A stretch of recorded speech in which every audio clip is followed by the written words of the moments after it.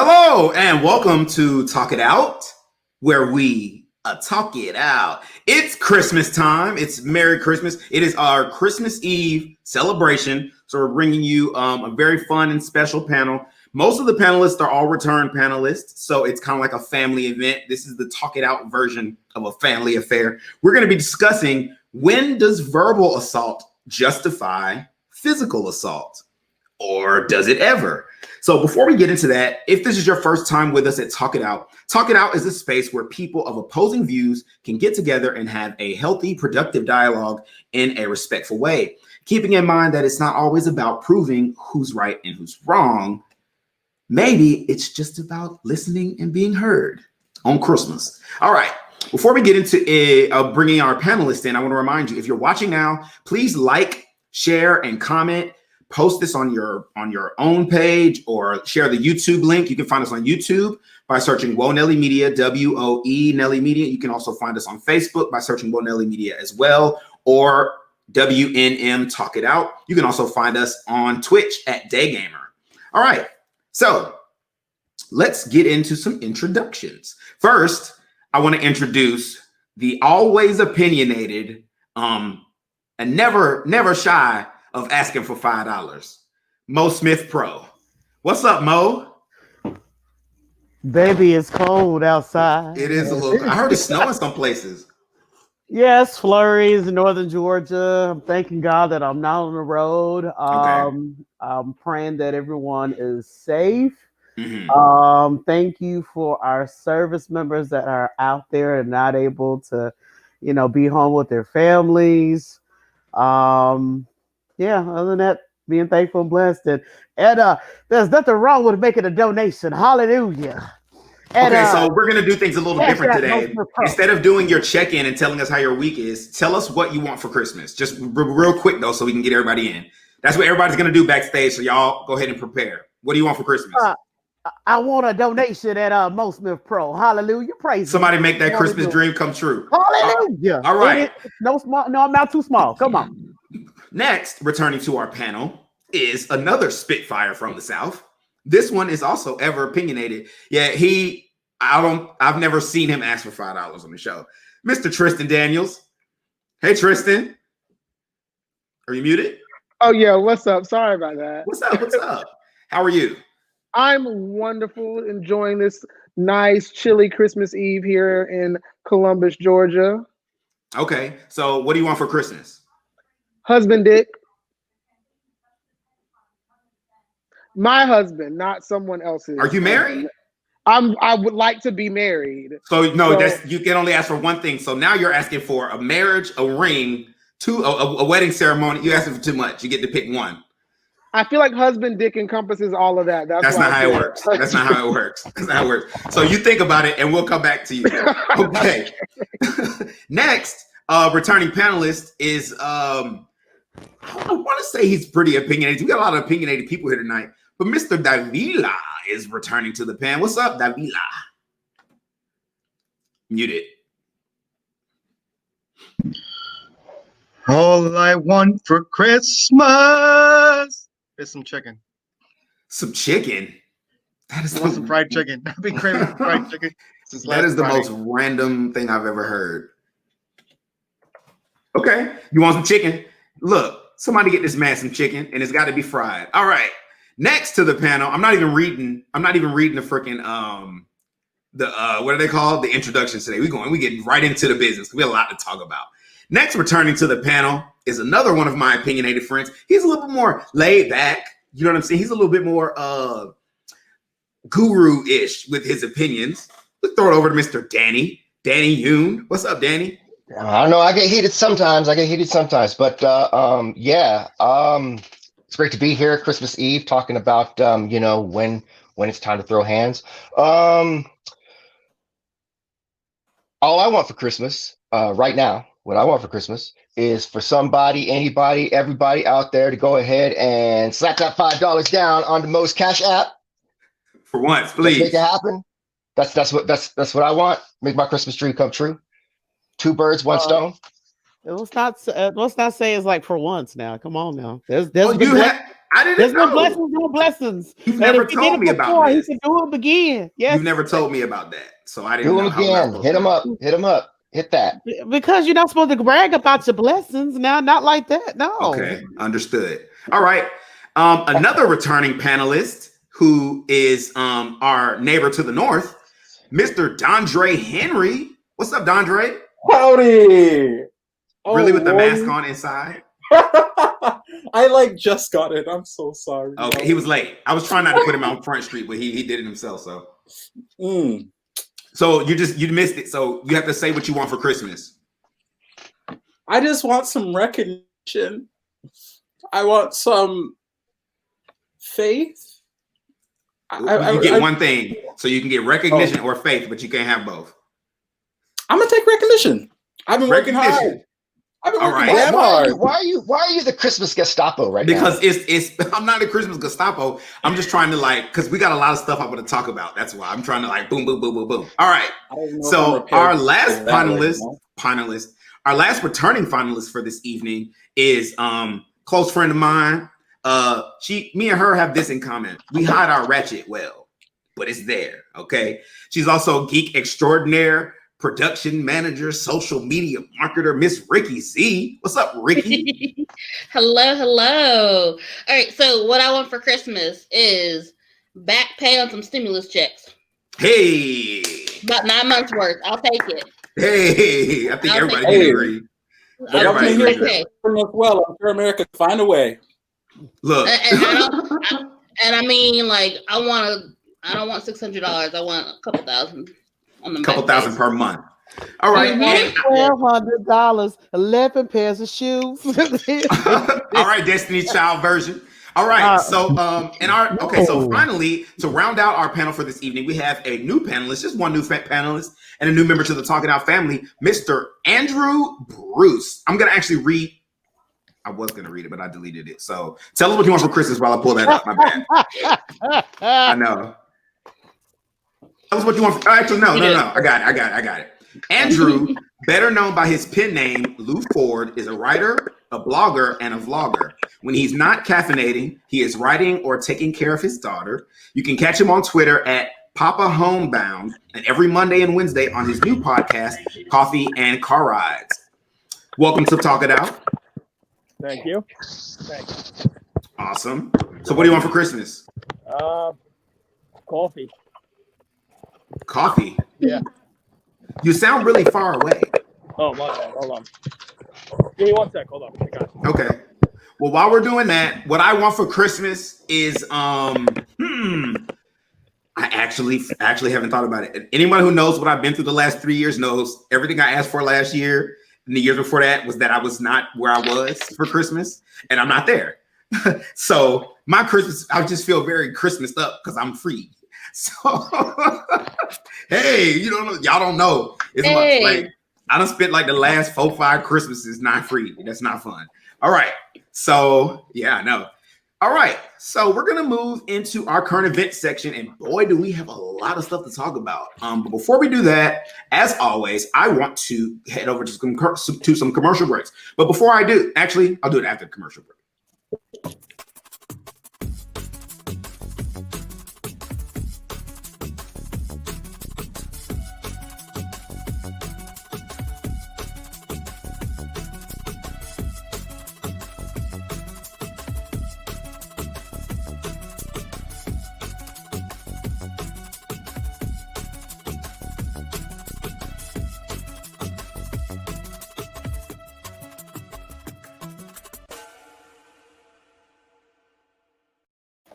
We are counting down the days to closing out the beautiful Frasier. And one of the things that I really love about our projects, because we named them, we built character, they're almost like your little baby, and you're ready to present it to the world. And one of the things where you look at the little details, and then we start to nitpick, and then before you know it, a few weeks turns into a few months, and before you know it, your project is prolonged more than you thought, just for the little details.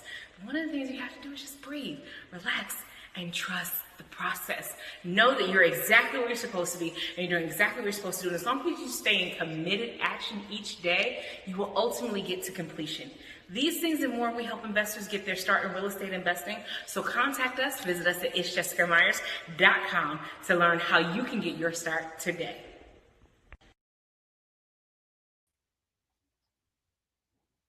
What's going on right now? Okay, so before we head into our current events, I am running I want to support Black-owned business. Black-owned business supporting other Black-owned businesses. So anyone who knows someone who has a Black-owned enterprise, hit me up, admin@woenellymedia.com, and I'm not charging for anyone who asks for free advertisement before January 1st. So free advertisement for Black-owned businesses before January 1st. If you know somebody, let them know. We're trying to make that happen. All right. So let's head in. Merry Christmas, PJ. Let's head into our current events. Now, this current event was not on our list, so I'm so sorry, everybody who they had the list, but it had to be on my current event. So Jaheim Pugh, who is a gender non-binary person who goes by he, him, she, and her, was killed on Tuesday. And it was so like, I saw the news article. Not only was he killed, he was also the death was filmed, and apparently like the mother was on TV basically saying that the worst part about it was not only filmed, it was broadcast live on Facebook, and everyone just stood and did nothing. No one tried to give this person CPR. No one called the ambulance, anything like that. Someone even said in the video, if you weren't wearing that dress, you'd probably still be alive. So to me, and it's Christmas, and this woman doesn't have her child. And what really got to me was the fact that every person in his family supported this person. You know what I'm saying? The mother, the brother, the sister, they're all just, so supporting of it. And I feel like it needs to be said, because this kind of shit needs to cease immediately. And it sucks because people act like they don't want to talk about it. They treat people who are differently than like transgender people as if they're not human. So that means when shit like this happens, it's okay, or that's what they get, or they're out there tricking people. No, people are like, this person was just at a Christmas party wearing a rainbow jumpsuit. So all the excuses that people have for why this stuff happens, they weren't a factor. This absolutely happens to people just because. And the worst thing about it is, because this happened in Alabama, it's very much not likely to be deemed a hate crime, because in Alabama, crime committed against the person specifically for if a person is targeted for crime based on sexual orientation or gender identity, in Alabama, that is not considered a hate crime. Yeah, they don't have a hate crime law in their state. Some fucking how that is not considered a hate crime. And if there's anybody on the panel at home who disagrees, fuck you. Okay, because that's how I'm feeling about it right now. It's like, you don't have to like somebody's lifestyle, but this is it. And what sucks about it is it happens. Where's the news? You know what I'm saying? Like this is one of these articles that popped up on me because I'm LGBTQ, so I'm around that stuff. But this should be on everybody's news station right now. You know what I'm saying? Everybody in the world should know about this. Who heard about this before I brought it up? I would take a gather that unfortunately that victim is a person of color. Black. Yep. Black. So since that person is a person of color, unfortunately, they're not going to get coverage because it's a double whammy. It's a double whammy. Mm-hmm. And right now it's an epidemic against trans women, particularly Black trans women. The life expectancy for a woman that is of a trans experience is 35. And let's be clear. I'm sorry to interrupt, Mo. This person was 19. Yeah. Where did this happen? Alabama. Look up Jaheim Pugh. Jahe. I don't want to say it right. I'm just trying to understand. Did she get beat up for wearing the dress, or did she not receive any help? She got shot for wearing she got shot for. Apparently, there was a shooting at the party. Her and some other people were shot. She's the only one that was killed. But after she was shot, somebody pulled out their camera and filmed it and put it on live. And they didn't help her because of the dress and all that. Apparently, that's what was said on the video, if I read the article correctly. Now, I may have misquoted the article, but the article's online. If you type in Jaheim Pugh, you will find it. It is the first, and then it'll be the first thing that pops up. You know what I'm saying? Like, this is the time, and this is Tuesday. Sorry, yeah, it's non-binary. Sorry, but like usually you'll see like non-binary teen murdered at Xmas party, and the video was put on Facebook. Like, and that's like that like violence that's so easily put on social media, because I don't understand that. Like, I don't understand, number one, what makes it okay to kill this person, because they are a person. They're a person that deserves respect and deserves to live. And then why like, what thrill do you get out of putting it on Facebook? But yes, it's that's the part that threw me. That's the part that threw me. It's like, we know there's people out here who act on their own and do dumb shit. Like, when you have a whole group of people that just stood by and did nothing, that's a sickness. Right. That is, that's deeper than just that person who shot. You know what I'm saying? You have to remember that this isn't the first time this happened. Of course not. Hell, even in Atlanta, where we do have on the books that is a hate crime to attack LGBTQ plus communities.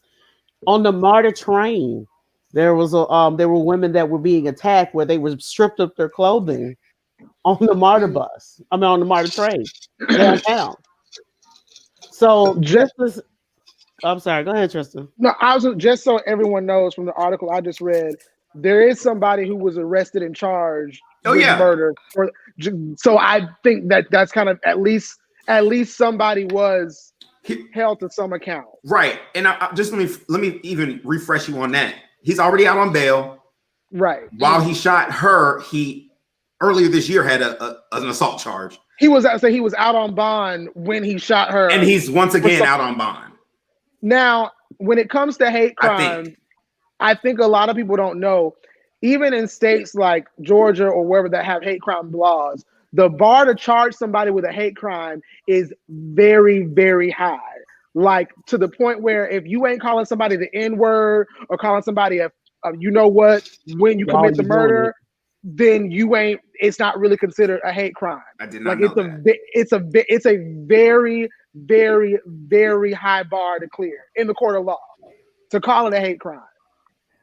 Right. It's so yeah, and that's where, like, I'm confused in the article. So first of all, it sucks that anyone was killed, and this is a trans issue because of everything else that happened. But the shooting itself, the way I read the article is like, I didn't know if the shooter like specifically targeted them or if she was just happened to be there and got shot. Same. And if it's the former, then it's a hate crime, whether they can prove it in court. But if it's the latter, it's not a hate crime. She was just wrong place, wrong time. Either way, that sucks. But then the part where like everyone was just kind of filming and watching, again, is that like, were they not helping because they were trans? Or that's what the article says. The article I read quoted his mother saying that when she watched the video, that someone said that during the video. Like don't help them. They're trans. I wish I could. I'll go find the article, Danny. Damn it. Do you feel like the article title do some justice? I don't know. I agree. I'm confused, heavily confused, because I'm trying to connect the dots. Well, either way, it's like bad. I said, like, for me, the issue is this: too many trans people, specifically trans women of color, are dying without anyone seemingly caring. Right?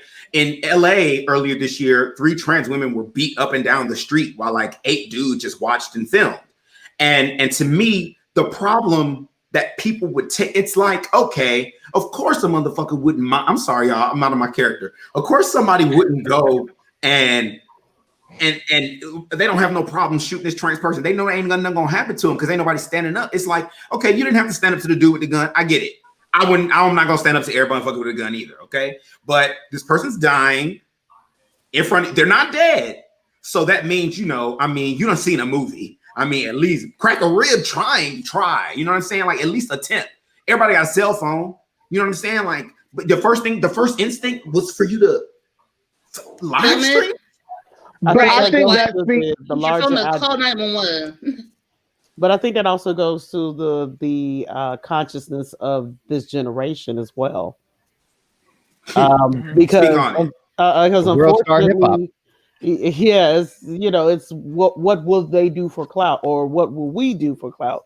Because it's not just them; it's also older people. Their people are really quick to pull out their phones, to document whatever happens, as opposed to being in the moment, or even being human, calling a 911 for assistance.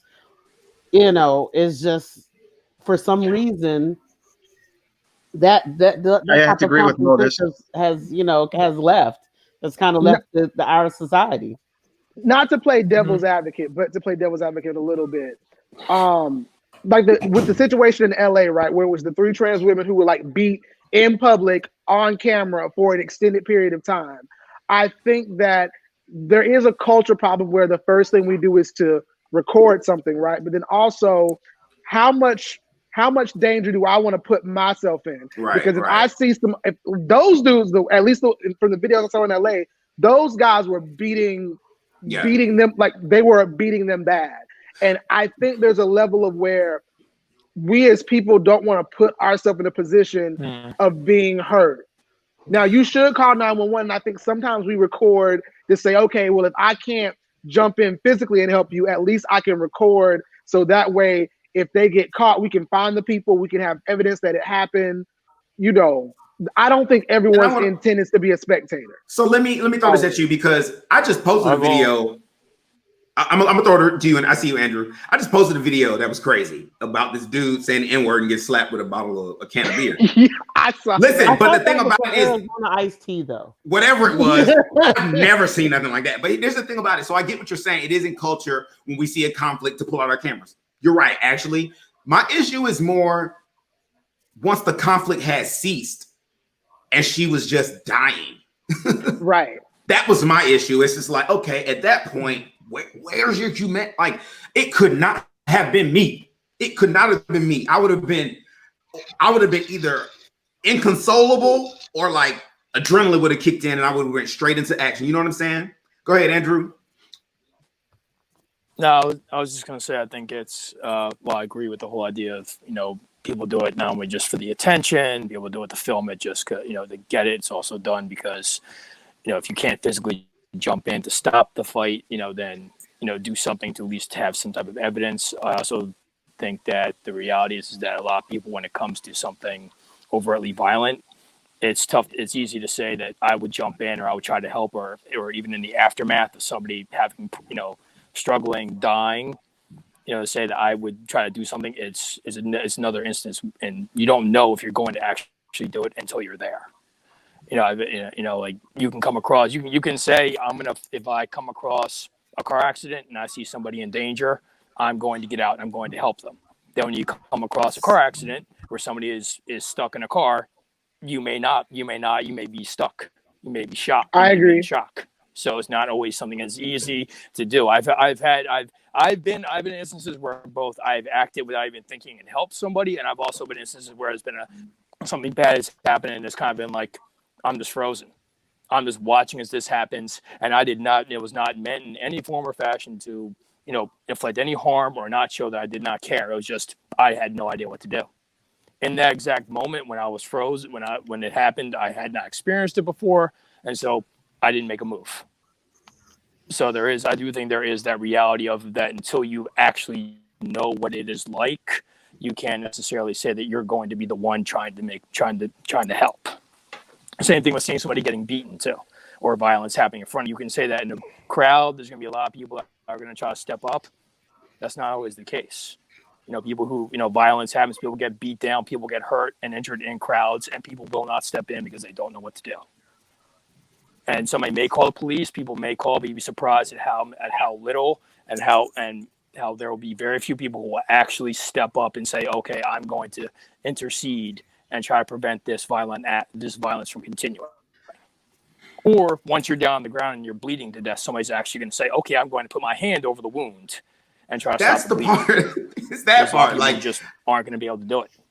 I just guess for me, I just couldn't imagine. And I think just the way my brain works, my immediate thought is like, what is she going through? Just lying there. Slowly dying. Yeah.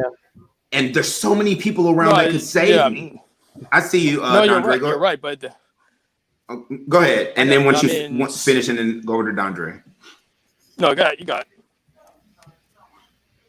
No, I was just gonna say you're right. I just think that in reality, the reality is that you don't know unless you've dealt with it before, unless you are an EMT or somebody who's dealt with that situation before, how exactly it's going to happen. There's going to be points where anybody could jump up at any time and do something, or everyone's going to freeze, or they're going to go back and it's going to be so stuck on videotaping that they're not going to even think about doing anything else. It's just about get the evidence, get the picture, and that's it. Dondre? I mean, I think that's just the reality of the situation. Andre? That's a fair reality. It's safe to think that way, but it wasn't like it was just 1-2 people there. Like, I understand if a handful of people were in shock, but nobody did anything, and that's a group of people surrounding the body. But what I'm saying is that there is. I have to look at the studies, but there is proof that shows that violence happens in a large crowd or something like that. There's not always gonna be a lot of people that are gonna react. I guess for me, I feel like to me, I feel like the issue is a trans issue. I feel like it's definitely a trans issue because of the fact that because of the statement that was made on camera. Actually, if you weren't wearing a dress, you wouldn't be. Yeah, no, you're right. I mean, you know what I'm saying? Like, to me, and I think that comes from this culture if you bring up trans issues to someone who's not LGBTQ, even sometimes people who are LGBTQ, and they're not like aware or they're not an ally, the response is totally different than how people respond to gay people. It's like it's like you're crazy. It's all these horrible things. There's a list of things that dehumanize them. They make them out, and the word is generally something associated with predator. That's true. And so because of that, when something does happen to a human being who's just minding their business, we don't look at it as like that need to save. We look at it as, well, not we, but the collective is like, I don't need to step in for this because this is what should be happening, kind of sort of thing.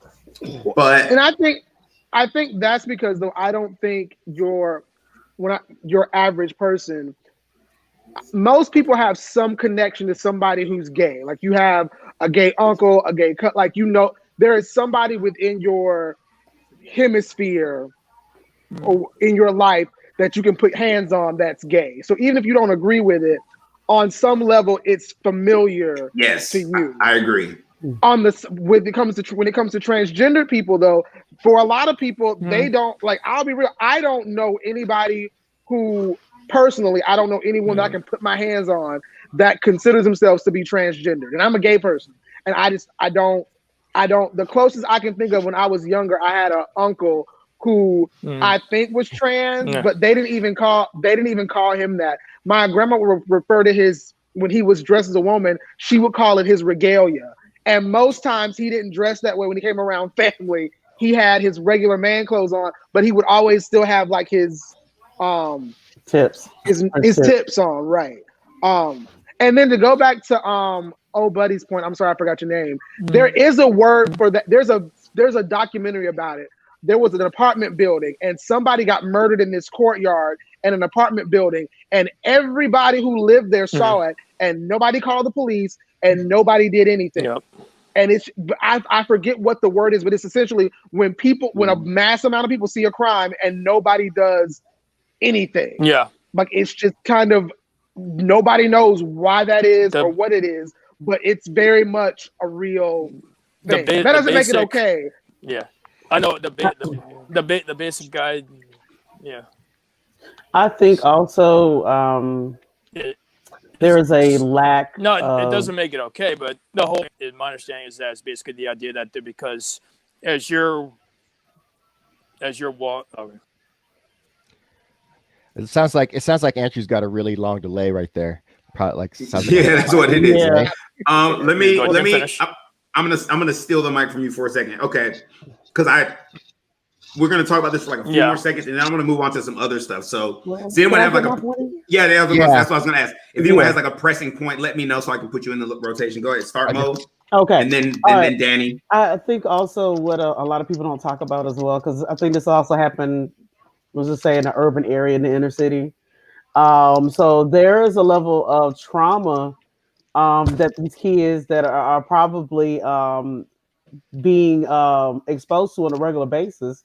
So when these type of situations happen, they're acting out of prior trauma. So I think that it's so many layers within this. Oh, somebody wrote it, bystander effect. Okay, that's probably reasonable too. So you have so many different layers within the situation. I don't want to I definitely don't want to victim shame, because that's definitely the last thing I want to do, because at the end of the day, they didn't deserve to die because they decided to based on what they wanted to wear. That's un-American. Number one. Un-American. Because society it is. It's un-American. You're right. Yeah, society's tastes change over time anyway. Clothing is fluid. Sexuality is fluid. Whatever you do with an adult, as long as I don't Consent. care. Go. Do. Be. Whatever. Yeah. So, but as long as you're not hurting anybody else, whatever. And all right, I'm good for now. So to what Andrew was saying, I guess he's trying to fix his connection. Yeah, Mighty Mighty Boss Tones wrote a song about it. It was a big hit, right? That song Impression That I Get. It's about like, it's literally about like, you think you're going to do the thing, but then when the time comes, are you going to do the thing? And a lot of people never get tested like that, right? So, hey, Andrew, I was talking about your point and how the Mighty Mighty Boss Tones basically had a hit song about it. Anyway, so that's kind of the one thing. The other thing is like on the point of transgender people and just people don't know. Yeah, it's insane. I have several very good friends who are transgendered, who have some who have completed sexual reassignment or gender reassignment, some who are not interested in actually doing that, but are showing. And one thing that I have to say is I'm pretty sure that I would say I would feel safe to say it's insane. Somebody got feedback. Keep talking, Danny. Yep. All right. I was just saying I would feel safe to say that every transgender person knows someone transgendered that has been killed. Like I would almost go that far, because you think about it, there's not a lot, and whenever something happens in any given city in a community, they may, I'm not saying like they're all friends, but I will say that they know that person, they know of that person. It's like 1 degree of separation from someone who's been killed. And agreed. And people don't think about that. They think, oh, 25, they think about it as like, oh, only 41 people, what's the big deal? But when that's your community and there's, everyone knows somebody, it is a big deal. And it's, it's just, it's horrible. I do agree at the end of the day that everyone needs to make a decision about what they want to do. And if like something's happening in the moment, like if I was there and there was like 8 people beating up on somebody and I was the only one who's kind of maybe could step in and help, I would probably be limited to yelling at people to stop. Like I'm not. But I mean, I think it's important to ask yourself, what would I do? You know what I'm saying? Like in these situations, because it's sad to just the way the country is going right now. I feel like a lot of that is happening. We're seeing this stuff happen. Like, what are you going to do if you're in the presence of something that's horrible like that? Okay. Does anyone else want to create your own car? You said create your own car? No, that's why you carry your own gun. That's why I carry everywhere I go. Yeah. But then once you introduce a gun into a situation, but then that's the thing. The thing about it though, the person was shot. So yeah, I don't know. Guns are touching. Like I feel like guns are. Look, we don't have to start a whole other topic. This is another episode. It's another episode. Okay. If no one else has anything pressing, I'm gonna move to let's just jump straight in. Let's talk about the Oregon protesters and then we'll go into Trump. All right. So who knows about the Oregon protesters? Oh, those thugs that need to be locked up. Right. So in Oregon, no, it's cool. They're white. It's fine. These are listen, these are Trump supporters. That's what the news says. So allegedly Trump supporters. They stormed the Capitol. They stormed the capital of Oregon. Was it Salem? I don't think it was Salem. But they stormed the Capitol. Sorry, they stormed the Capitol building with assault weapons, allegedly, and chemical agents, allegedly. The building at the time was empty, barely, and they demanded to be seen about COVID restrictions. They were protesting the COVID restrictions, which is well within their right. But when confronted with the police, they released like pepper bullets and mace and all this other stuff on the police. And nobody was shot. They actually assaulted a journalist. But there were no casualties. There were no non-lethal responses. I don't even think they were like, I didn't see any news of anyone even being tased or anything like that. So I want to talk about it because it frustrates me. It frustrates me because I feel like, okay, so we've seen a lot of people from a certain demographic of people criticize the recent protests that are associated with Black Lives Matter because specifically of the destruction of property, right? Also, they like to, there's this idea of like looping in the idea that these people weren't just destroying property, they were also like killing people. I've heard that actually over the last 2 weeks, that Black Lives Matter has been responsible for some deaths. I don't believe that, but I feel like some people just needed to make that argument. But I wasn't there. I don't know. I haven't been at every rally that Black Lives Matter has held. So I guess I want to talk about it because the issue I have is this. It's always cool until it's your turn. Then it's not cool no more, right? So it's like I'm gonna yell and scream about these people doing that because I don't support their cause. But then once the table is turned and I don't want to have my COVID restrictions, I'm gonna be like, oh, it's totally fine to do this thing that I've been condemning for like a half a year. Also, my personal opinion is that one cause is a little bit more crucial than the other. Like you whining about like lockdown and some masks, bro. We were upset because they were killing people. So, all right, go ahead. Why do we need to have this conversation? We already know that it's white supremacy. We already know it's white supremacy.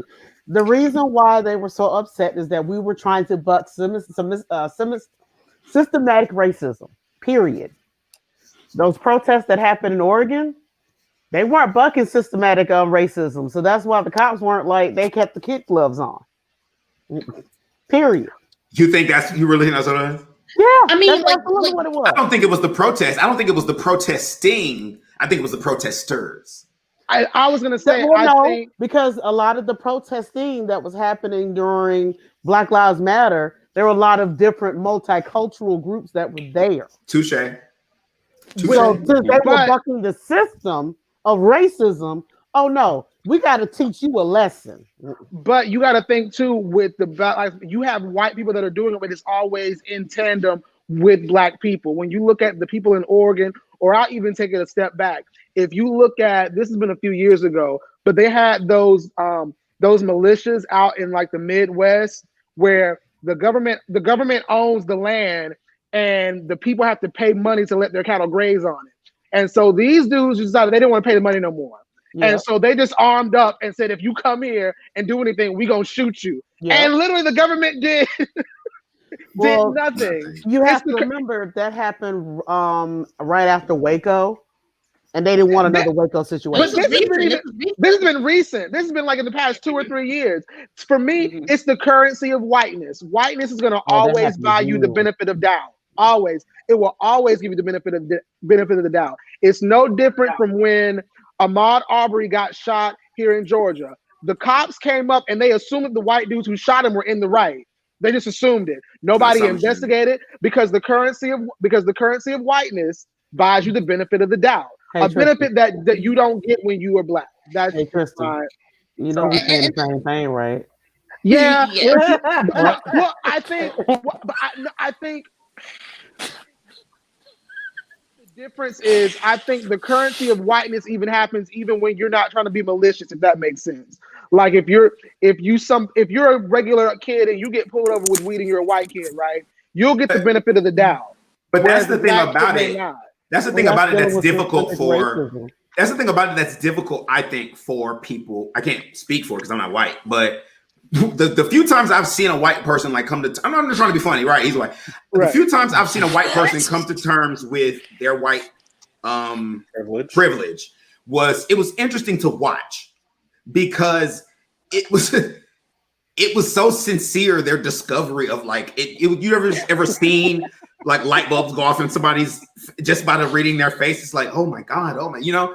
I mean, it's kind of baffling because then you have to think about all the things that in your life you took for granted that you never really considered were just given to you. Because I think, especially for people who believe, it is also very American, the ideologies behind not being lazy and working hard, pulling yourself up by your bootstraps. So for people who are out there doing those things, they hear, oh, I didn't earn, I didn't deserve, I didn't work hard for, when that's not the case. Where you're talking about that assumed thing is very much hard for people to grasp, because then you have to accept that, once again, you have to accept that you maybe have been given things that you didn't have to work for. Like I know for me, right? My dad was always at work. Always at work. I didn't get to see a lot of my dad as a kid. He was always at work, but I know I didn't ask for shit. See what I'm saying? I mean, it was a sacrifice as an adult. I'm like, man, even he said he would have rather spent time. But my point is, I had to come to terms with the fact that me as a black kid, I had a dad who did that. So I never had to live in the hood. My parents, both of them were like one generation out of the hood. You know what I'm saying? So that's a privilege. It's not white privilege, but it's a privilege. And coming to terms with that is hard for people when you have to question everything. Okay. How does anybody else feel about that? Go ahead, Ricky. The thing is, like, I'm not surprised with the protesters in Oregon, because prior to like George Floyd, we had the same protest happening, them still carrying their weapons over having to wear a mask somewhere. Michigan. And yes, no one, there's, the cops may have been there, but they were standing by, not doing a thing. Yeah. They didn't have to. They didn't have to be aggressive. They didn't come in looking for a fight. So, like, I'm not surprised by that, because that happened. That's been happening like all year.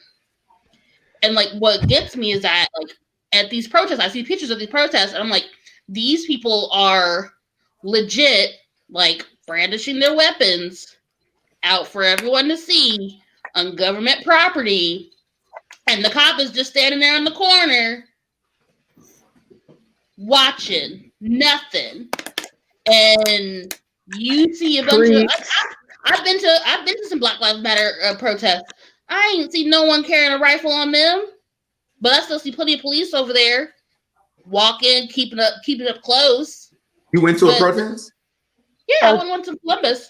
Okay. But all right. Yeah. But again, like I said, I know. Yeah. So they're trying to, whenever you're trying to break a system, you're going to hit with force from the system. Mm-hmm. These events that you have, these all lives matter, freedom now from masks type of events, they're trying to uphold their the system.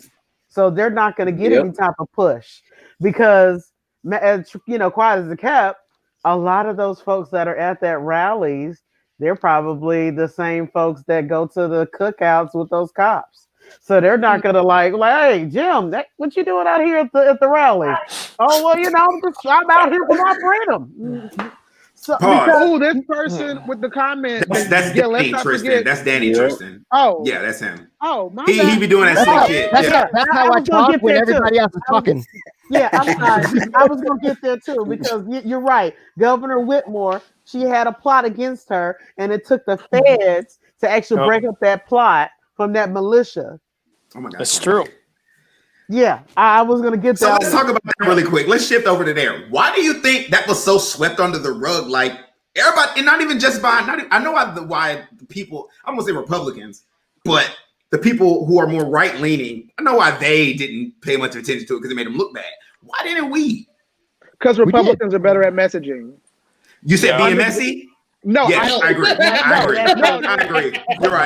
You're right. You said it. You're right. Republicans and conservative media is just much better at messaging and framing the conversation than Democrats are. And I'll give you a prime example. Yeah, thank you. Why a whole unrelated issue, right, is the abortion or women's rights, right? Okay. Pro-life and pro-choice. That's a really messed up way to frame the conversation, because it means that, well, if I think a woman should have the right to choose, then I'm not pro-life. No, I'm not for forced abortion. Why don't Democrats call people who won't let a woman choose what she wants to do with her, forced pregnancy? My bad, I apologize. Why don't Democrats use that? Forced pregnancy. If a woman can't have an abortion, honestly, pro-choice is better, not forced pregnancy. Because honestly, forced pregnancy. Let me tell you what me. Pro-life should be forced pregnancy. Mm-hmm. If the position is pro-life, make them call it forced pregnancy. Because if a woman can't have an abortion, that's a forced pregnancy. You are forcing and it's not about life. It is. Oh, it's not about life. Because y'all know them judges it was in some state, I think it was Alabama, just passed the law that basically made abortion illegal in Alabama. So basically, you can only a doctor can be jailed up to 99 years for successfully completing an abortion and 10 years for attempting to do one in Alabama. And they're doing it specifically so this case can be brought back to the Supreme Court. But it's crazy. The meme I saw was like, all these men just made a choice for women's rights everywhere. And they were like, do you see anything, like, what's the word? Anyway, everybody looked exactly the same. Not like the other. Yeah. And even if you take something more recent, like the defund the police thing, right? I'll be real. I totally think that we should take money. We spend too much money on policing and law enforcement, and we should invest it in other things. But defund police don't sound like that ain't sexy. You're absolutely right. That turns people off. Well, would Bernie you prefer Sanders we allocate? Socialism. And so, I mean, he's right. We allocate not sexy either. We allocate not sexy either. He's right, because that's why people are like. Well, what's a better word for it? Wait, pause. Go ahead, Tristan. One more thing. And even because this is a big, like, it's a problem for me with Democrats. You got Bernie Sanders with socialism. You want to make the word happen so bad. Socialism already exists in forms or another in America. That's what welfare is. That's what Social Security is. That's a form of socialism. That's public education. Right. We don't call it that, though, because for certain people who grew up in a certain time, the word socialism freaks them the fuck out. So don't use that word. Don't use that word. It's too late for that. Danny, what was you trying to say? Yeah. No, I was just saying, like, he's absolutely correct. I mean, it's and where I was going with this is, like, when we do stuff like that, when we simplify things down or whatever, when we say defund the police, it helps people like Ben Shapiro look smart, because then they're like, defund the police. What do you? And then they take it and they make it into something else, right? They totally take it and strawman it, and they're like, "What do you get rid of the police? What are we gonna do if we don't have any police?" And then all the people that are listening to him, that's what they're taking from it, right? So we've got to, and I don't know, like, what is the answer? Because you can't, like, call it take money from the police that they don't necessarily need, because the New York City police has a bigger police budget than, like, they're like number 56 in, like, the size of countries, right? Yeah. And maybe take some of that money and give it to, like, social workers so they can go handle, people that have mental health issues. Yeah. But that's a lot of fucking words, right? So, right. But marketing people, that's what they fucking do. That's how they got everybody on fucking sugary drinks and, all that shit. They could probably figure out a way to do that. I'm just saying. So why is it so hard for Democrats we're not paying for frame that. what they're trying to say? Did you just put, wait, pause. Why would you do that? Why would you do that? He said, I don't have no money. Drinks. I don't have no money, and you're just gonna put a label big as hell on my show. I couldn't tell if I get a notice from somebody, hey, I'm telling. If I get a notice, I'm telling you're gonna have people at your front door. I'm giving you the name, the address, the phone number, the email, the Facebook. I'm telling you, you're gonna get me sued. Go ahead. This is not sponsored by the Coca-Cola Company, just so we're clear. But and then he said the name. The outline of defund the police, that actually came from activists. That didn't come from the Democratic Party. But here's my thing, though. Here's my thing. This is the real problem with the Democratic Party. Let's be clear when it comes to propaganda. What we can't do This is a callback to the Bro Code episode. Was anybody here on the episode? No.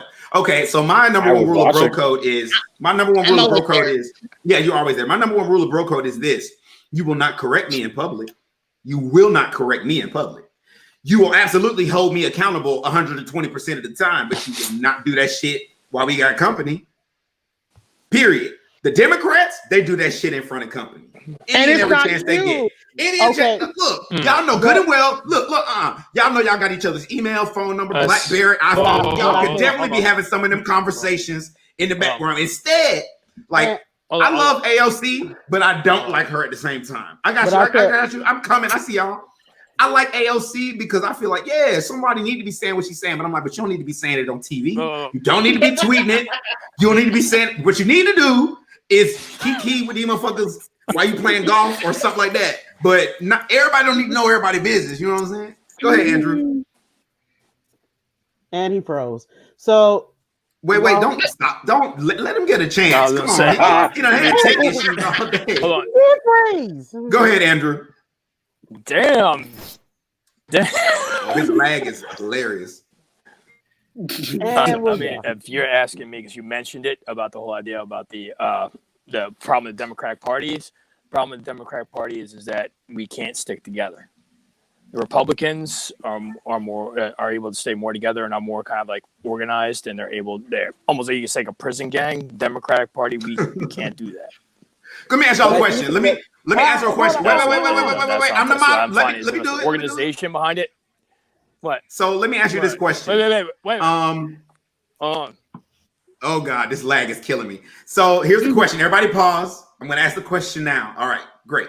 So with what he said about the Democratic Party doesn't stick together, I'm a firm believer in the only way to get better is to sharpen each other. You have to keep each other. You can't just let everything slide. The Republican Party, in my opinion, lets everything slide. And that's why they look a mess right now. How your leader, who y'all been rallying behind for the last 4 years, asked for $2,000. Now y'all won't, because now he's out of office. Like, y'all look a mess. You look a mess. But Democrats, at least we're trying to be better. We don't agree. But I will say this, when it's time to agree, we agree, because we definitely got Trump's ass out of office. Okay. But go ahead, Dondre. Oh, you didn't? No. Dondre, go ahead. And then Mo. So I think you have to remember what democracy is. Like, if you bring the idea of having like, let's say various ideas, or let's say a position, like just like when you are electing somebody, it still goes in the idea that you're going to have these several points and everybody's going for what they think is right. So you're going to have dissonance in between. So like, you go into one option, let's say, and then all the other people with all the other ideas or opinions get left behind in those instances. So I'm saying the same thing happens with the Democratic Party. Mo? Okay. I see you were here. The reason why the GOP sticks together is because everybody's on the same agenda. They're to adhere to the lobbyist corporations that have been pillaging our country for the past 40 years. The reason why you've been seeing a lot of these public skirmishes with the Democratic Party is because you got a set of Justice Democrats where they haven't been taking any corporate money. And no corporate donations. So they're actually been rallying against the established central Democrats where they've been taking corporate money, which is basically going against the agenda of the average American citizen. So that's why you've been seeing these public skirmishes. So if you want to talk about Nancy Pelosi and Schumer, making fun of Trump, not really, when they had a $908 billion deal that they just signed for, where basically Trump had offered them $1.8 billion 5 months ago that they could have signed. But they didn't do it because they were trying to get Trump out of office and screwing the American people over. So, well, Andrew was next, but he bounced. We'll bring him back when he's got issues. So, Rakia, you had your hand up. Yeah, my thing is like we've said, the conservatives are able to have the same agenda. The thing is that there's so many different factions in the Democratic Party, and there's so many different issues that fall under that liberal umbrella that we can't even agree on things. Like, yes, gay rights. Some people might agree with certain things. Some people don't agree with the entire thing. And, you know, we can't get far on that. We can't get far enough on civil rights issues. We can't get far because we still have people that are considered liberal but don't necessarily fall in line with these other issues that we are also having to combat, like things with LGBTQ and racial justice and all this other stuff. Either because they are privileged, because yes, there are plenty of white Democrats that are just as privileged as your white conservatives they're like a hop, skip, and leap from each other as far as ideology, honestly, and as far as social issues are concerned. And we are not going to be able to get far on that because of there's no one's on the same page on those things. Somebody earlier posted a comment that popped up, and I want to address it because I think it was a good point. Republicans are willing to outright lie about shit. Like, let's just tell the truth. That was Danny too, Tristan. Oh, that was that. My bad. I'm sorry. I don't remember who. I just saw it in the thing, but Danny said, "I'm gonna get my motherfucking comments in. You better believe your ass." True. Like there's a level of, and I'm not saying all politicians are honest. Like, that's not what I'm saying. But there's a line that Democrats won't cross, and Republicans have leaped over that line. No, and let me tell you. Let's not say there's a line they won't cross. I mean, they'll cross it. They just won't cross it the way. No, let me tell you what I mean. Scandal. You had Republicans out here calling Hunter Biden everything but a crackhead, like legitimately calling him. Hey, all kinds of stuff. Ironically, right? he was a crackhead. He wasn't the other things, though. I'm not saying he wasn't. Donald Trump Jr., a whole cokehead who had an affair with that girl from Danny Kane. Nobody who's a Democrat was talking about that. Nobody said.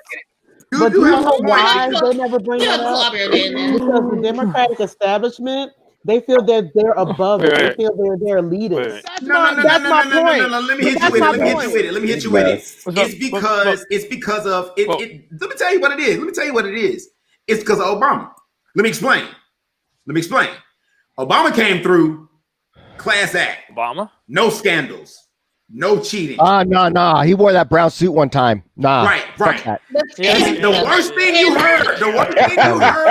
Listen, the worst thing you heard from his whole administration was that his daughter smoked some weed, and everybody who heard that story went, so right. So you have, and then Michelle Obama, she hit the nail in the coffin, right? When she said, we saw her shoulders. We saw her shoulders. When she said, when they go high, I'm sorry. When she said, see, Danny got me fucked up. She said, when they go low, we go high. That became like the Democratic theme song for our entire party, right? But the truth is, I wish I could run for president and do what Trump did. I'll just be that person who I don't really think I'm gonna win, so I'm gonna just be reckless and fuck up every other Republican's whole little thing. That's what Trump did, basically. He just came through being as reckless as he could possibly be. Need to do. I think somebody should. I mean, you had that Republican guy who called AOC a bitch or a stupid bitch or some kind of a bitch. Congress. Ain't nobody who's a Democrat calling nobody a Republican in Congress a bitch. I will. Or this or that. I won't do it to a woman, but I will.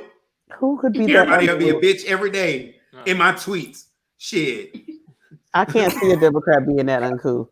I feel like we need somebody. I've had that feeling as well, but I can't see.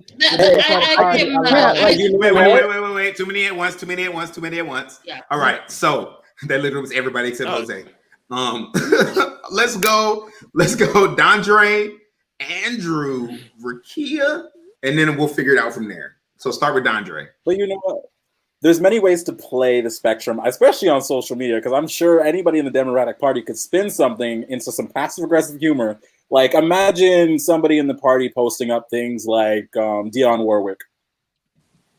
But she's sweet. Yeah. Her stuff is sweet. Are you kidding me? The stuff I see her was like really She's sweet. been throwing shade. She's been throwing shade. She's anti-shade. Anti-shade all the way. She throws shade, but she's cute about it. Politicians don't throw shade. That's the difference. Politicians just punch. They don't throw shade. A good shade is a good because you don't get it. You know what I'm saying? Like politicians just straight up smack each other with it, especially since Trump been in office. They really just go for it. Right. Our president does not, they just go for it. And what sucks about it is this is what I hate about it. Let me be honest. So since Trump took the presidency to Twitter, every other politician does too. Nancy Pelosi be tweeting, AOC be tweeting. I'm like, damn, he got all y'all to play his game. You're gonna be the next president of the United States. You better stop. What he say? Oh, he making fun of Kamala with that voice. That's exactly how it sounded too. Go ahead, Andrew. He did that impression way too well. I was trying to find who was talking. Andrew, go ahead. In 5 years.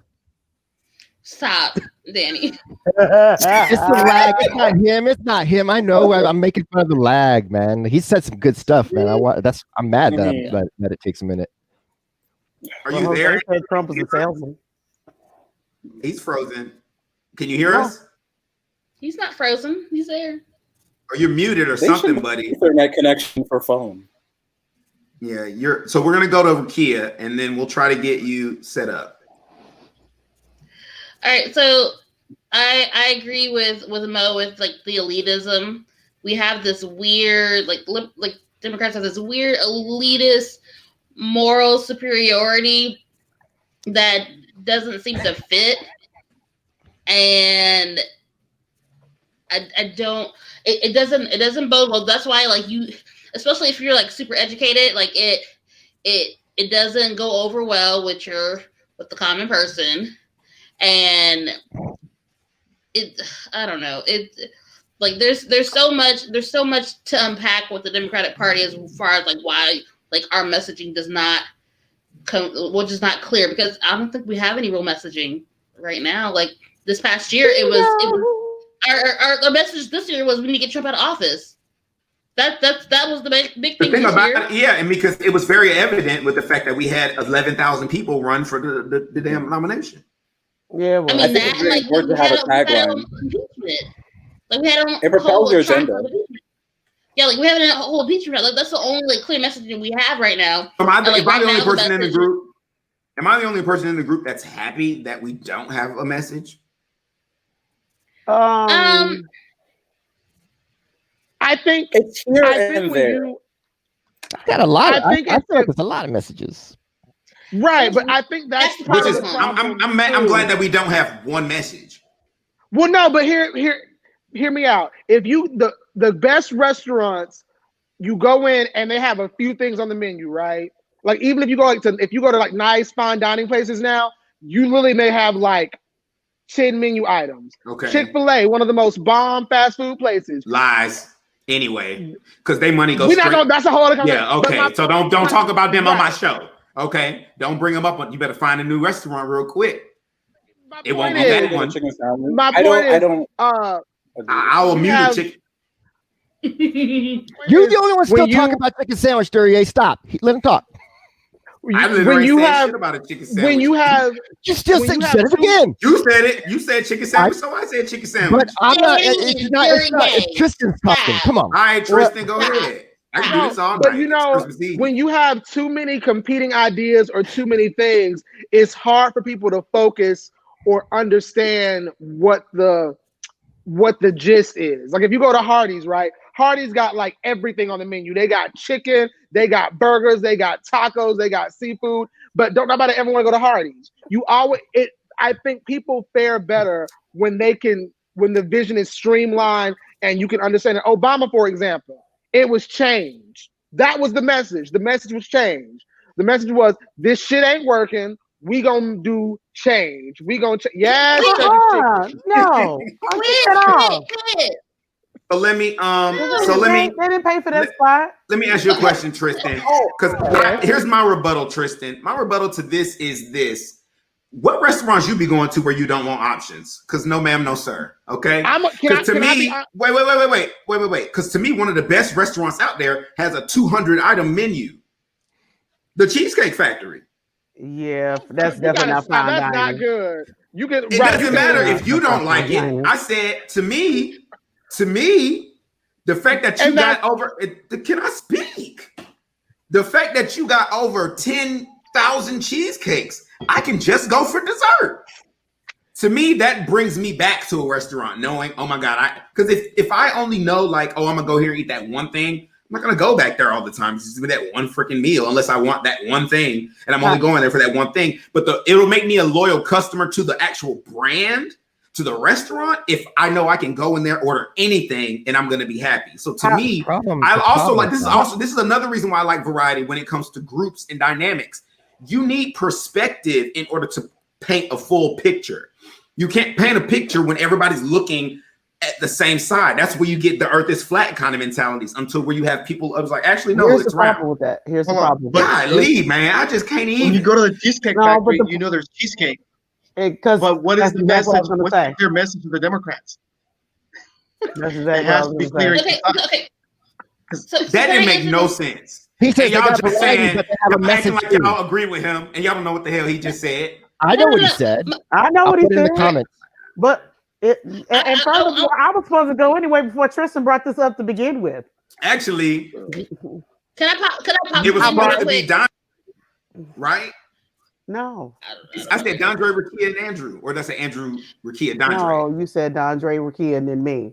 No, I said it was Andrew because we went to Andrew. It was Dondre, Andrew, Rakia, but then Andrew wasn't here, so we went to Rakia, and I didn't actually say nobody else. So whatever.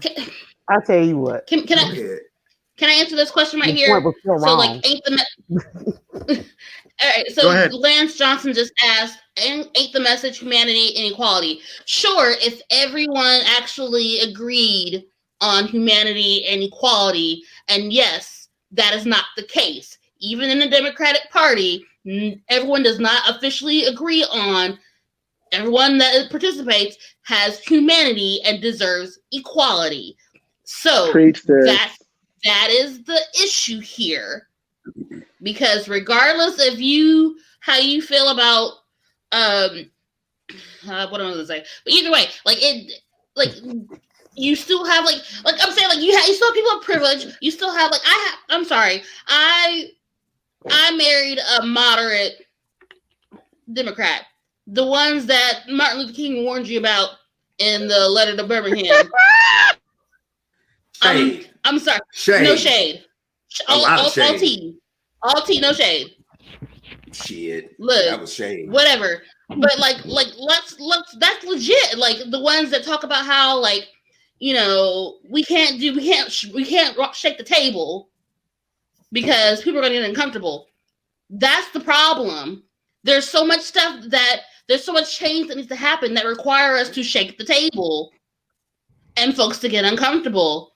And because the things that make us shake the table require you to understand that this person right here has dealt with a different experience with you. And that means that you may, or someone else may view their humanity or view them to not have humanity and make them assume to not have equality or deserve equality or equity. We have that issue because we do not all agree on it. Like that's the thing. Like the I'm only no. I'm only cutting you off because of time. So we're gonna move on. So sorry, everyone. I love you all very much, but we need to get to this main topic, which is really what I'm excited about. Okay. Besides that, I did want to have some honorable mentions for we were gonna argue because Tristan had the nerve to text me last night talking about Ariana Grande is the queen of pop. We're not gonna even get into that discussion. Oh my god! So we were gonna have that discussion. But yeah, it was Tristan, and so we'll talk. I stand a queen. Let me give you out the short version. The only reason she's queen of pop is because she has access to things that people of color don't have access to, which pop being a black form of music that was taken over by white people. He was like, no, that's not it. And I was like, absolutely, because if you ask the queen of pop, Beyonce is the queen of pop. What he not addressing is I made a very specific distinction that I was comparing. You made that later. What did you say when I said Beyonce was Queen of Pop? He said she's retired, basically. Well, no. Anyway, we'll talk about it later. I wanted to say my little 2 cents and then leave. Okay. Okay. So we're gonna come back and we're gonna talk about when and if ever verbal assault warrants physical assault. And I'm so excited about this. But before we do that, let's go for a short ad break. How long have you all been married? How long have we been married?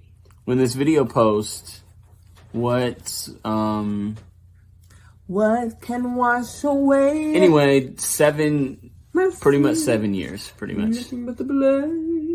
Here she goes again from the last video. Trying to get me to smell something. Who can make? Sing, babe. Behold, I can.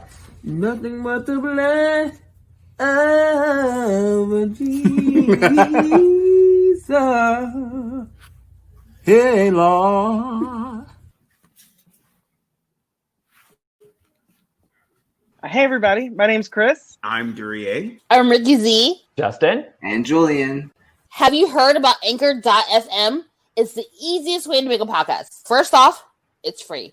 Oh, I love free, especially when we're talking creation tools that allow you to record and edit right from your phone and computer. And Anchor will actually distribute your podcast for you. So as soon as you're finished recording, you can be heard on Spotify, Apple Podcasts, and many other platforms. And you can make money off of your podcast with no minimum listenership. It's basically a one-stop shop for everything you need. So head on over to anchor.fm and download the mobile app now. And make sure you come back and geek out with us.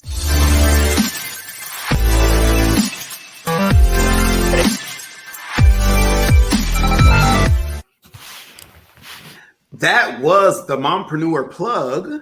Entrepreneur. She owns Center Stage Education. I'm probably saying that wrong, but it's an excellent education tool. I'm sorry, I'm bad.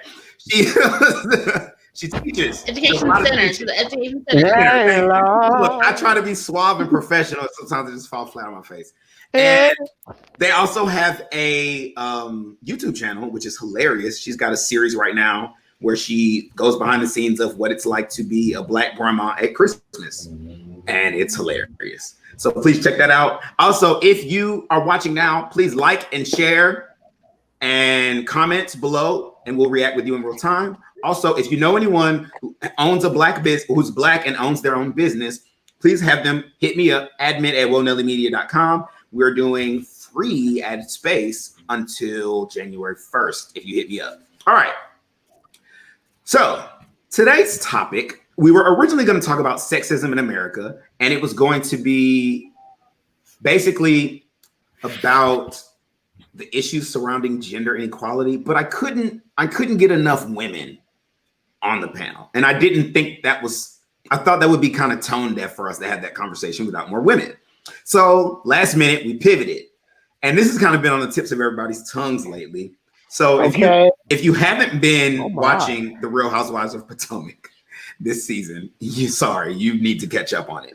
So essentially, there's been this ongoing fight between these two cast members, the youngest two, or two of the youngest. Last year, we talked about it on the show before. It's Monique Samuels and Candace Dillard Bassett, not Bassett, Bassett, right? Bassett Hound. Oops. Don't do that. Don't shade. Okay, so essentially, these are both very beautiful women. They're both very they're very beautiful, and they're very. I'm not gonna say accomplished. That's not the word I want to say. Like when you're to me, they're both very poised women. You know what I'm saying? They're very poised. They're very beautiful. They're very smart.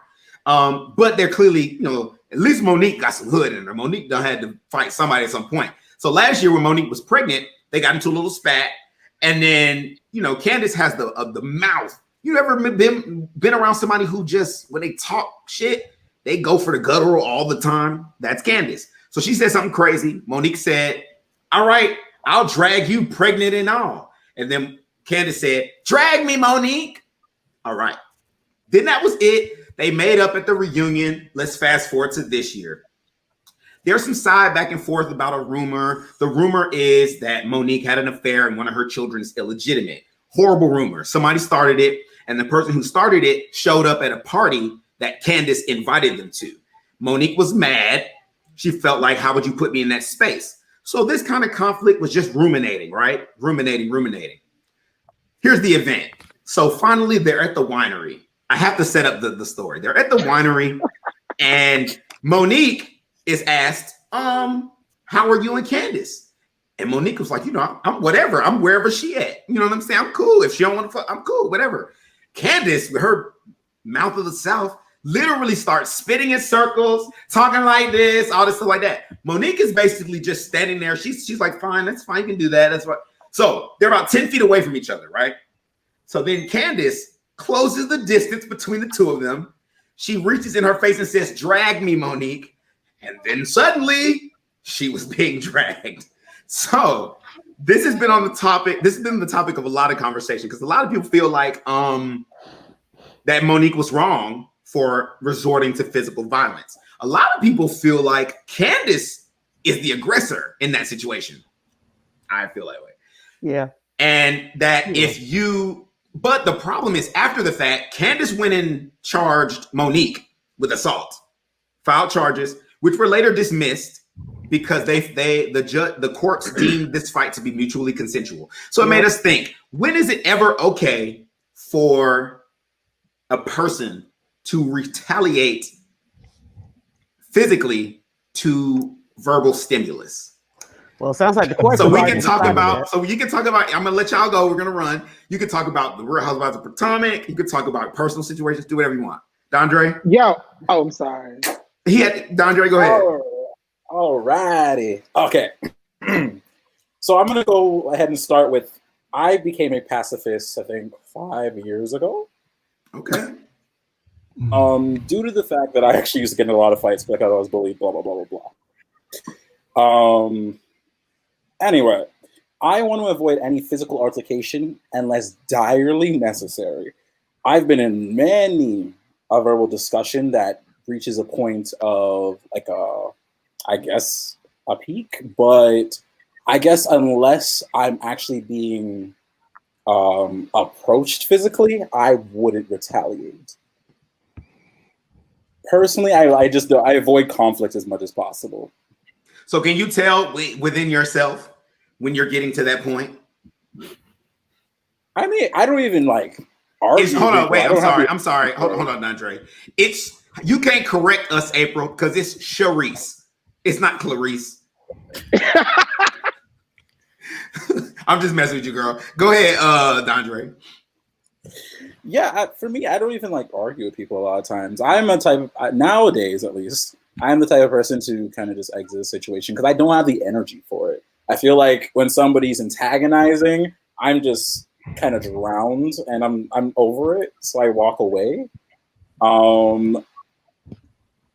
Yeah, even if I walked away and somebody made a snarky comment, I wouldn't turn around and continue it. I'm just not interested. Tristan? Because I saw you raise your hand. Yeah, go ahead. And my feels is I love this show and my feels are deep. So here's my issue about what happened in particular and kind of the bigger. So this particular situation. Okay. So there are 2 times I think it's really okay to put hands on somebody. When you get in someone's physical space, like if you walk up on them, like you gonna hit them, or you doing this in their face. Like that's not, don't walk up on me like you gonna hit me. Don't get in my physical space. I will fuck you up. I don't want to fight, but get out my face. Second of all, don't talk about people's families. Don't talk about their mama, their kids, their husband. That shit ain't cute. And both those things, old girl did. She got in Monique's physical space, and she had spoke words about Monique's husband. It was literally, at some point, it's like, yo, you playing with me because I've been trying to let it go and not fuck with you like that. But you want me to hit you. And if I'm being honest, I think Candace wanted Monique to hit her. Absolutely. Because I think she wanted Monique to hit her. And if you notice, the first thing she said when Monique grabbed her was, you fired. Oh, yeah. She wanted that.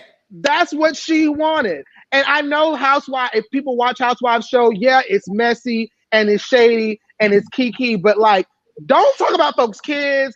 Don't talk about their husband. Don't talk about their mama. If you want to talk about how much money they don't have, their tax problems, their dresses, their ugly house, whatever, but leave their family out of it. So I got you, Mo. I want to throw this out there to people because to me, I think there's multiple ways you can look at this. There's like the way most of us are going to come at it, because most of us are, I say we're peaceful people for the most part, right? But a lot of us are men, right? And I'm not trying to be like sexist, but a lot of us are men. And when it was men, it's a totally different thing. Like dudes could not have ever had a dude talking nearly as much shit as Candace was. A dude wouldn't have been able to say 25% of that kind of shit to another man without getting busted. And I'm not a proponent of violence, but I also know that if I don't want to fight, there's a lot of shit I don't need to say. Yeah. So I'm not saying that verbal. I do feel like no. Somebody wrote Kinder Mage basically said, put that up again, Rakia. The quote about violence being the last resort of the weak-minded, so I can read it. Thank you. Kinder Mage says, I knew a former barroom brawler who said physical violence is the last resort of the weak-minded. If you can't verbally win a fight and have to resort to physical, you lost. Yes and no. If you're having a war of wits, ooh, my voice, I just went through puberty. Y'all heard that? I know.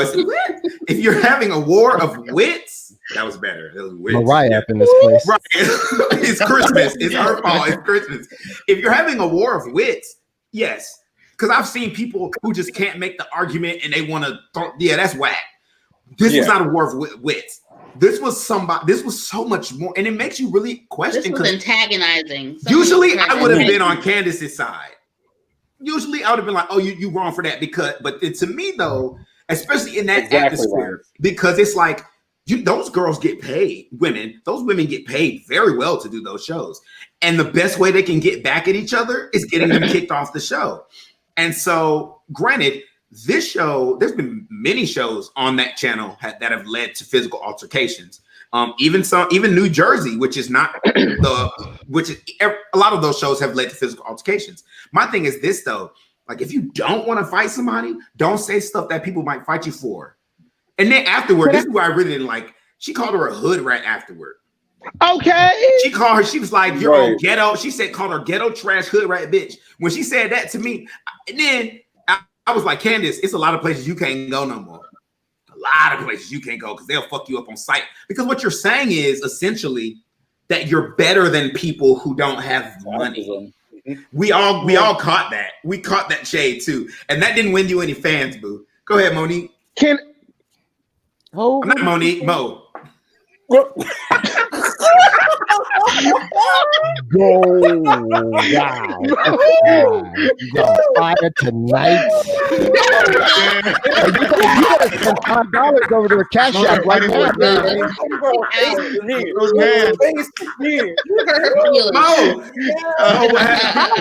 don't have to take this. Very rude, you know that. Wait, but she's still there though. Wait. Go ahead, Mo. I'm sorry. I'm so sorry. That was my fault. It's Christmas. My bad. Yeah. We need to figure out what's in that cup because it's just energy drink. It's an energy drink. Well, you need to get over them jitters. For reparations. I'm so sorry. Anywho, I was talking to my brother about this when the incident first aired, and I was on the side of Candace because I didn't know any better. But after finding out that she was being so antagonizing, honey, we know it's a show, and we know that you get paid to act aggressive in that way in order to gain fans, but you took it too far. And as Monique says, when you do clownery, the clown comes back to bite. Yeah. And Monique came back to bite that ass.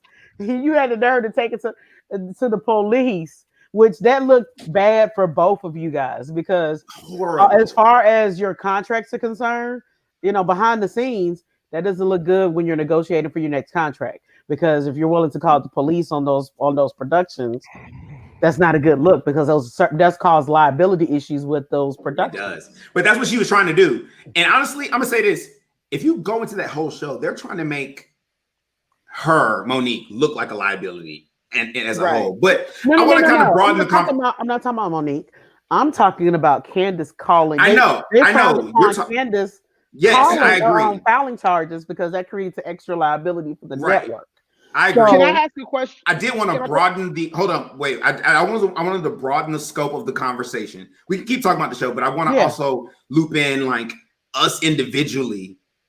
Has there ever been a? Because now we're adults, and I remember my mom told me, you know, once I was 18, she's like, once you're 18, it's different. You can't just get into fights. You can go to jail. You know what I'm saying? So, we all saw the video from earlier today with the Lipton iced tea. Okay. Thought it was Arizona, but who cares? Whatever it was, it hurt. It can, me. Baby. Ooh. It hurt me. So I'm gonna actually go to Davila because he's been incredibly quiet this episode, probably because everybody's hyped up. So let's talk about it. How do you feel about all this? About you know, everything, taking a verbal to a physical? Yes. I mean, I think sometimes it is necessary. It depends on the energy and the intent that's behind those words and how they're coming across.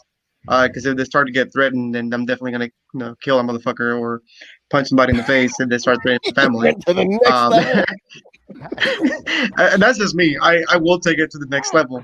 I'm very aggressive when it comes to defending my family. Yeah, I don't know. The last time I got into a physical fight was in 2013, 14. And the guy just punched me first, and he was upset because we were joking around, and then I think I threw the joke too far, and then he punched me in the face, and then I blacked out, and he was bleeding. But yeah, I mean, I don't think it should ever first step that it should get to, but I think that there are points where it gets there because people start getting heated and they can't control their emotions. Right. Let's talk about this then. Who's ever been in a fight? Raise your hand. As an adult.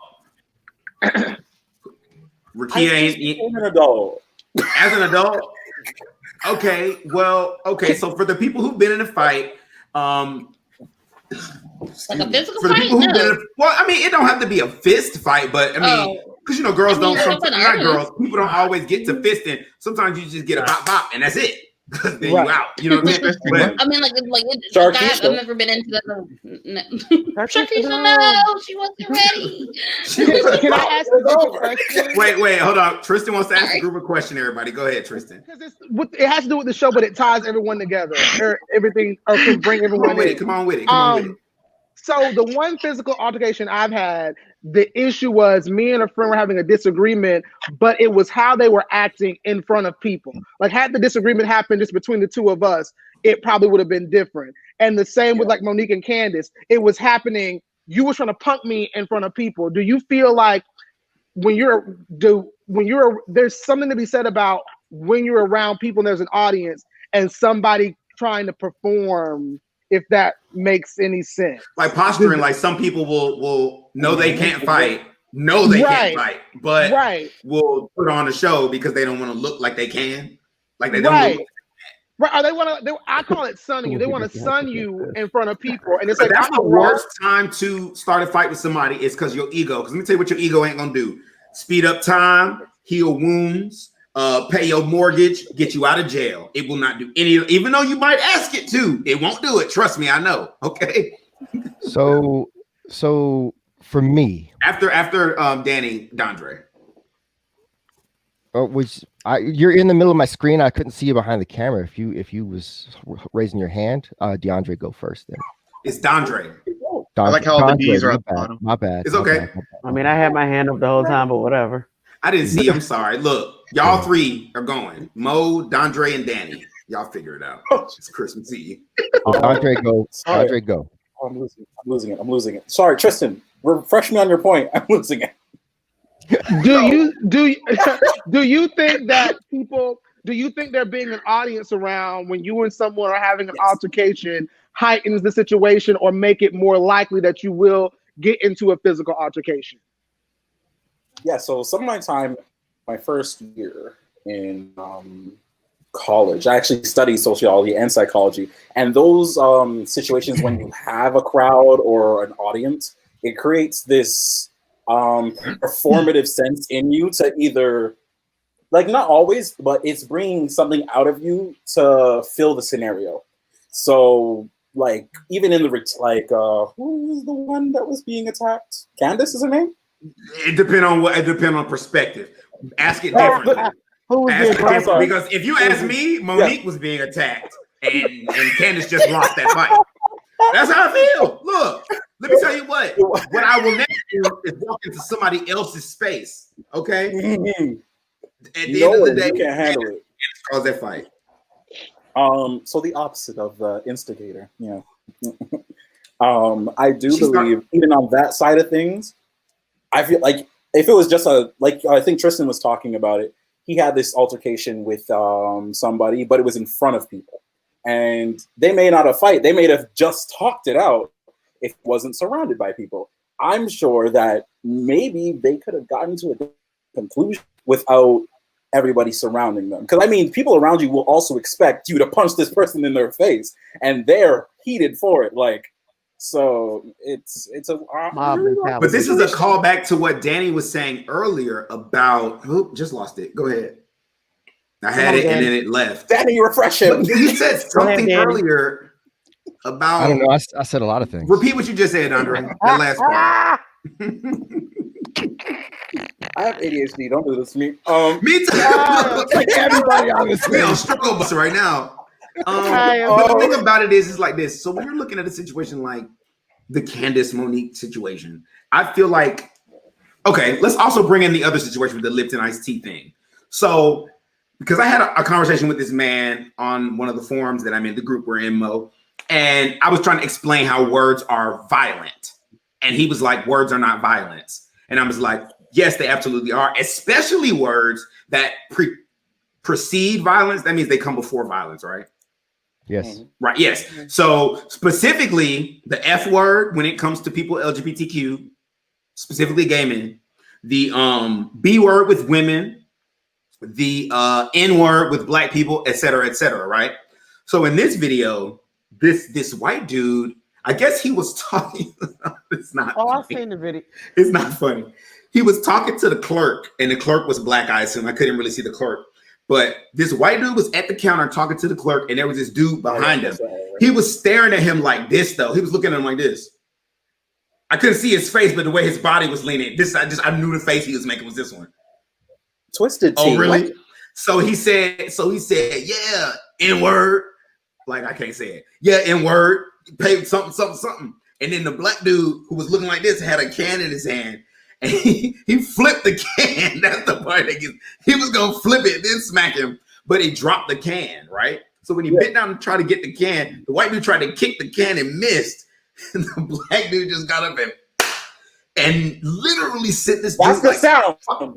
That's the sound. He literally sent this dude flying back like 5 feet. No lie, 5 feet. And then I'm thinking to myself, now knowing that we were gonna do this show, I'm thinking to myself, that's crazy that this happens tonight. Because to me, in that situation, that is a situation where violence is the appropriate response. Because when you say words like that, you're tying them into the history attached to that word, which is a history of pure violence. Don't hear Dondre, move the phone. I got the video. If I wanted to show it on the show, I would have shown it on the show. No, I don't know what kind of legal. I don't know nothing about no legal troubles now. I don't like the law. Yeah, not only just that. The law and the situation with that situation with that guy when he was making those statements, he was also in a very aggressive stance and was getting into that guy's space. So very similar to the Candace Monique situation. It was definitely his attention to like, okay, what you gonna do? And unfortunately, he got the end of that can, and he got them hands. Man. And just like Danny wrote earlier about that Toby song, you should have tried Jesus and not me. I love that song. I mean, I'm not one to fight, and I'm gonna go over that in a minute and talk about how like I don't, but like I love that song. Yeah, that song is everything. That is So, 2020. Go ahead, Dondre, and then Danny. Oh, Dondre just went, right? Yeah, he went over twice. Yeah. Okay, my bad. Danny? Okay, so a few things. Yeah, there's been a couple of times where I was like talking mad shit to somebody because they were being an asshole. But like the situation was such that I knew they weren't going to do anything, and so I just went in hard. Like these are people that would have just kicked my ass, like just pounded me into the pavement. Like an example is I was at one of the Army leadership schools, and it was like near the end. So if he had like tried something, he'd have been out, right? But but he was being an asshole, and so I just like started doing my thing. And then what is he going to do about it? Nothing. But all right, so the thing about ego and like people are out and whatever, I kind of want to point something out. The lion does not like here come the hyenas. The lion does not just like fuck up a hyena because like the hyena is like just getting in his shit. He leaves because it ain't worth it. It isn't, right? Like the lion will leave. The lion doesn't want to get into an altercation because yeah, he'll win. He'll probably kill a couple of the hyenas. But he's going to get hurt. He's going to get injured, and so like that's a lion. So why do I gotta like, what's my ego? I gotta throw that up in there. Like whatever. I know. So I can just walk away. You can't disrespect me really when it comes down to it. I can allow people to disrespect me, but it's not that the power's not theirs. So I mean, if it's just words, there's only one exception. I'll show you what that is in a moment.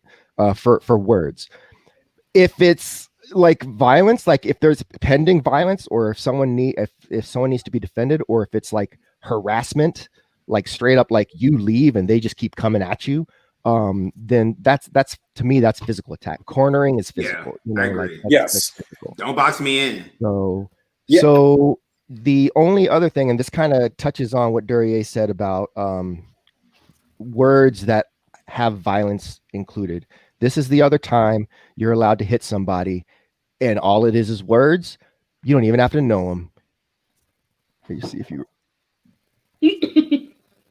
Yes. Yeah. I don't know what that is. Oh yes. White supremacist. I remember that. Dude just came up to him while he was in the interview and just decked him.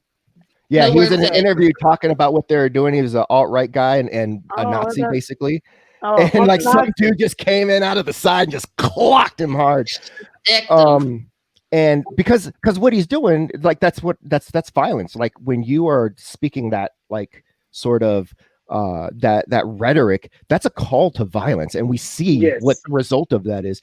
And then a lot of people said that, hey, what does that do? What does that do? What does that do? Well, I'll tell you what it does. When's the last time anybody's seen Richard Spencer on the news? So let me ask you a question. And my friend, I'm going to reference a conversation a friend of mine had on Facebook today. I love this girl. I really do. And I'm not trying to, if she's watching, I don't think she watches. But if you're watching, I'm not trying to put you on Front Street, anything like that. So it's moments like this where it's hard for me to explain effectively how this is violent. So I posted something today about the Bible. Kurt Franklin had basically made a statement saying the Bible is not an instruction manual on how to hate gay people, right? I saw that. And a person got on my they responded basically agreeing with Kurt Franklin, but then there was an addendum.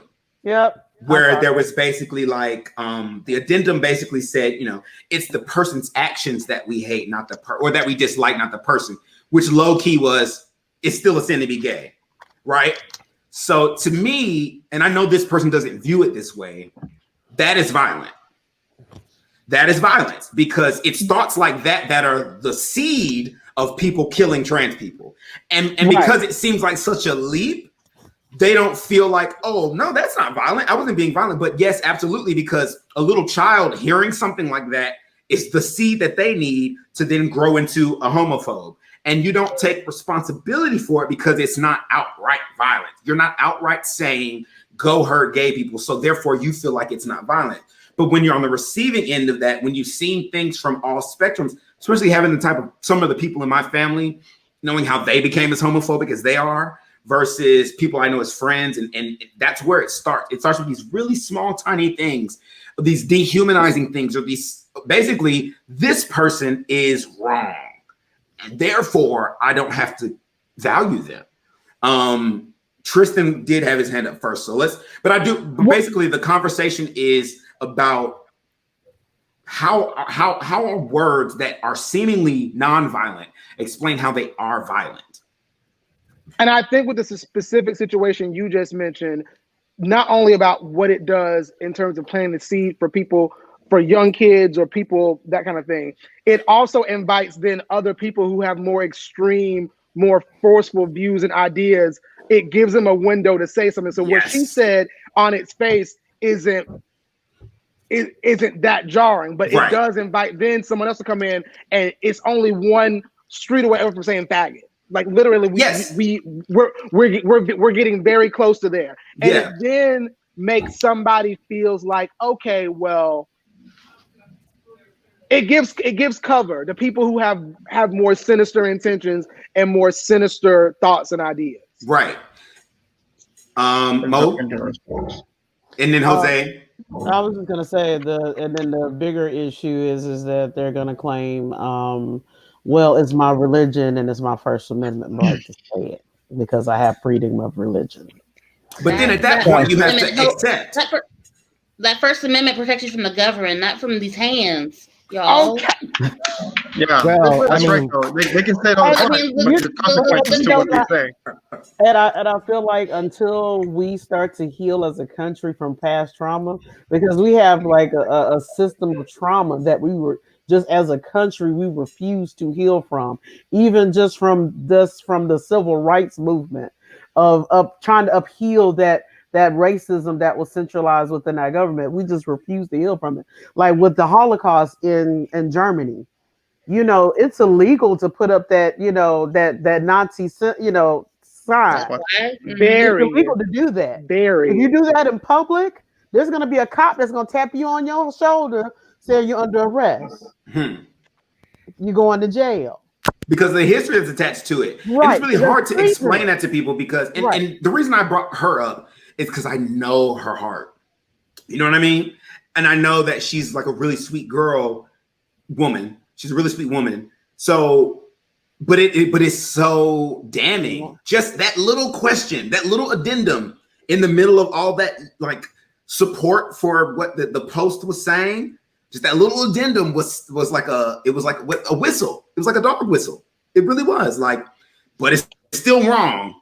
So get yourself together, kind of sort of thing. And that's what people use to run with, Rakia. So Davila had mentioned this in the private chat, microaggressions. You're absolutely right. Because the thing with microaggressions is they build up. You pile these on and no one thinks anything about it because, it's just that one time, this time here, one time there, this person said that, but the person that's going to eventually go off on you about these microaggressions is dealing with this for a very long time. And they're not small things anymore. It's all underlying issue. Kindermage has been talking to me a little bit. They're like, use your words. And I was like, I use my words. Normally I don't have to.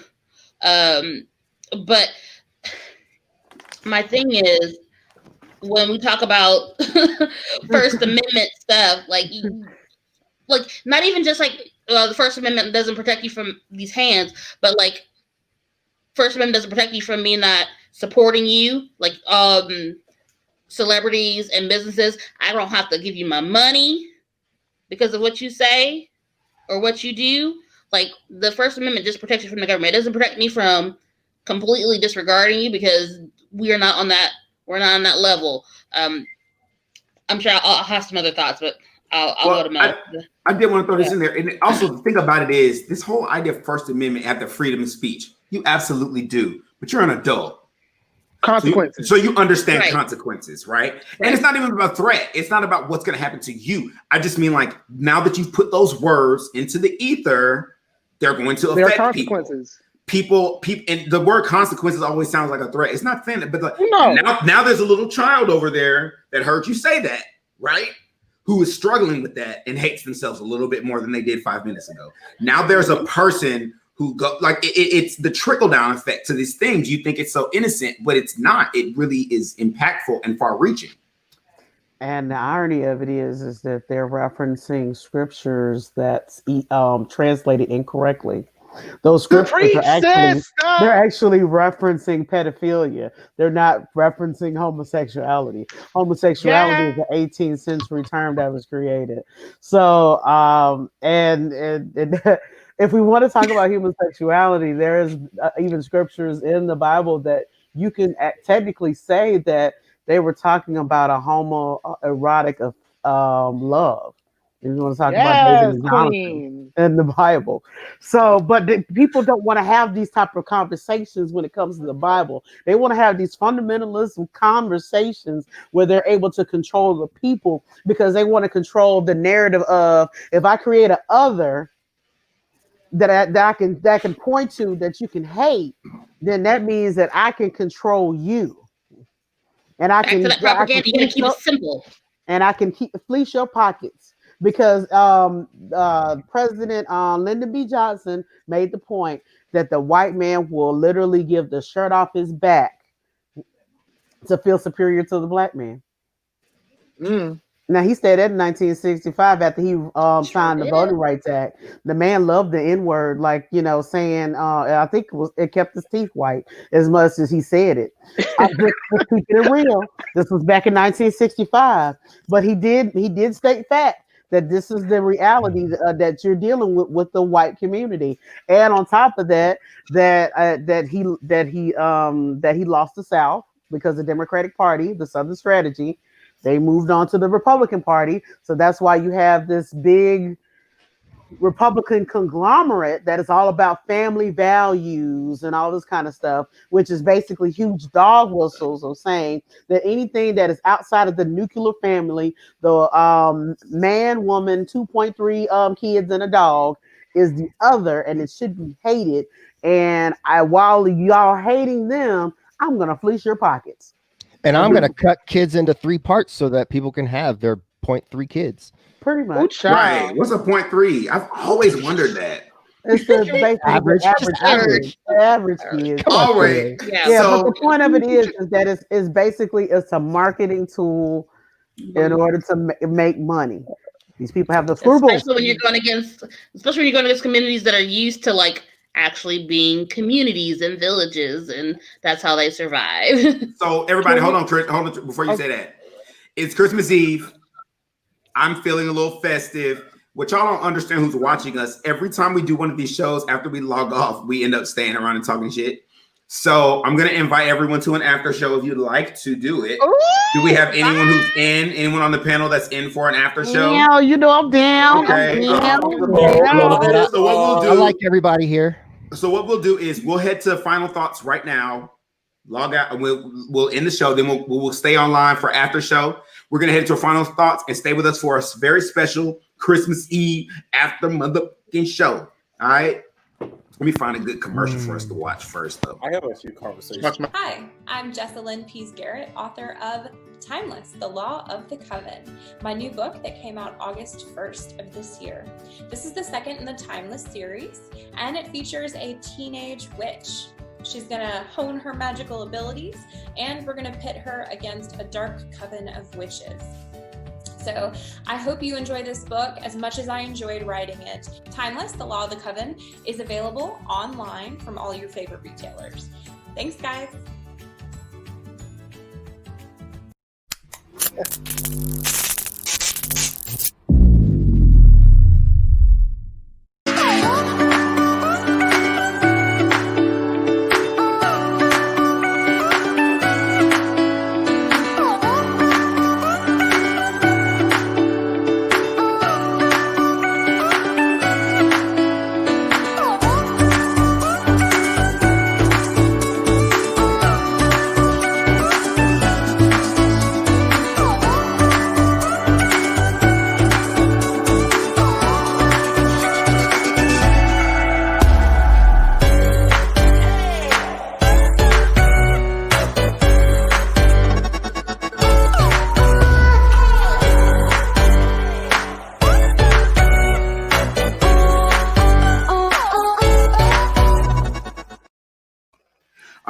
right, that was Jessalyn Peace Garrett's the second book in her anthology series. I'm not sure if it's gonna be like a trilogy, so I'm gonna say anthologies because she got skills. So it might be 5,000 motherfuckers by the end of it. But she's great. She's doing a story about a time manipulating witch. Sounds really dope. Please check that out. Also, that was the Springer Opera House State Theater of Georgia bringing you live stream performances. They did their first live stream performance of Winter Wonderettes this past season, and very likely may do more. So support them. You can also head over to springeroperahouse.org to find out more information about that. All right, so we're going to do our final thoughts tonight. And before we do our final thoughts, I want to also remind you to hang out after final thoughts for our after show where we're just going to talk about whatever we want to talk about. Okay, so let's start off final thoughts with Davila. Well, my final thought is defend yourself when it's needed. Don't lose yourself to emotions, and then self-regulate. Damn. I think Davila just broke the record for shortest final thoughts on time on Talk It Out. So let's have a moment. All right. Ricky, you want to go next? Very simple. A good overall rule: don't start none, won't be none. Number one. But honestly though, I don't condone violence. The verbal or physical, it really, you really got to push me to get to the point where I want to curse you out, because that's usually not my style. So just be kind to folks and just watch what you say, and don't antagonize folks. Be kind. Damn. Right. All right. Make sure you also check out Rakia in 2 weeks on Monday on our sister podcast, Geeking Out. We have a rotating fifth chair, so hopefully we'll see some of these faces and maybe you right at home, whether you want to be on the panel here or on Geeking Out, please let us know. Let's head over to Tristan. Speak on it. Don't get in my personal space. Don't talk about my mama, and don't use words that are inherently violent, like the F word or the N word, and we good. I like that. That's fair to me. All right, Mo. Well, God made me with short arms, so if my fist is able to reach your face, you should not be this close. Amen. Everybody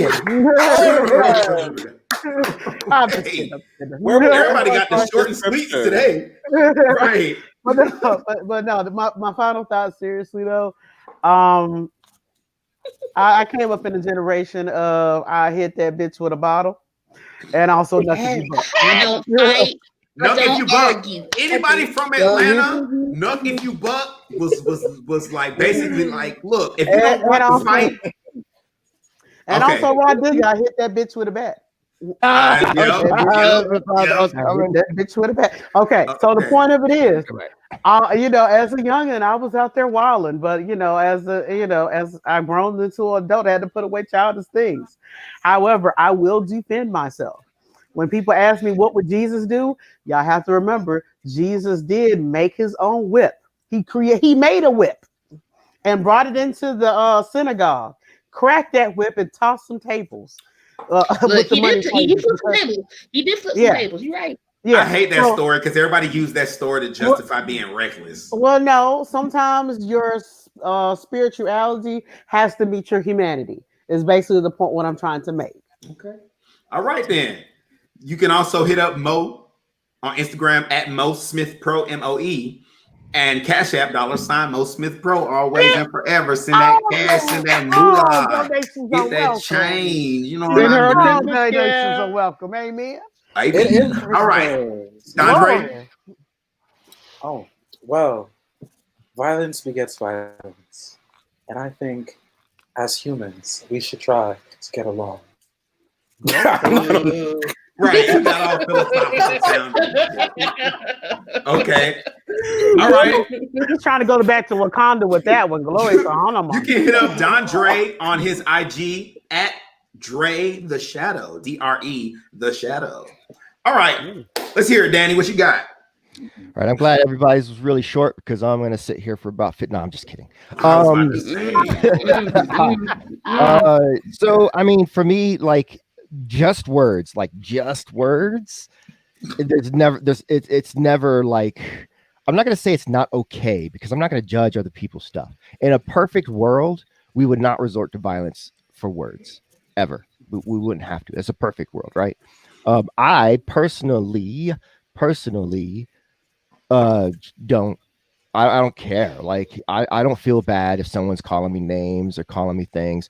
I don't have a lot of association with a lot of with like the internalized violence of being marginalized. Sometimes people say things that are Asian to make fun of me. I don't care. Like it's just because it doesn't hurt me. Like I know, right? I know you talk about my mama. Well, I know my mom, so whatever. At the end of the day, I know her, bro.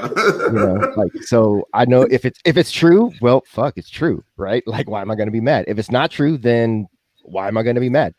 So that's kind of how I feel on that point. But in terms of like defense, so I will be violent to defend myself. I will be violent to defend others. That will happen, and violence begets violence unless it is you go really hard, right? And then you just shock and awe, and they don't fuck with you no more, right? You just let them know. But it is defense, and that's just kind of how that goes for me. Yeah. Okay. Nice. That was Danny. You can find him on Twitter at Rem Alternis, REMALTERNIS, and twitch.tv/master of Rem, REM. Danny does amazing work. He's got a graphic novel coming out called Clockwork. Coddlesworth Clockwork Circus. Yes, it's coming out. Right. I remember Clockwork because of Clockwork. But anyway, check that out. And when is it coming out, Danny? End of January is when we're going to run the Kickstarter for it. So this is like background from panel 1 behind me. I might throw next time I'm on, I might throw like another panel from the comic up behind me. So yeah, I'm excited. Also, you can find him, Master of Rem, every Tuesday night doing a damn thing. All right, before I get into my final thoughts, first of all, I'm going to once again remind you, hang out for the after show. But I want to say to everyone, this year has been totally transformative for me. It has been transformative for us. We've literally grown like a little family here, a little Talk It Out family. Thanks to every single person who's ever liked, comment, posted, sat in the panel, whether you're at home watching or you've been on the panel. I thank you so much. This has been such an amazing journey for us all. Next year, hopefully we just have bigger and better things. Thank you. My final thoughts is this.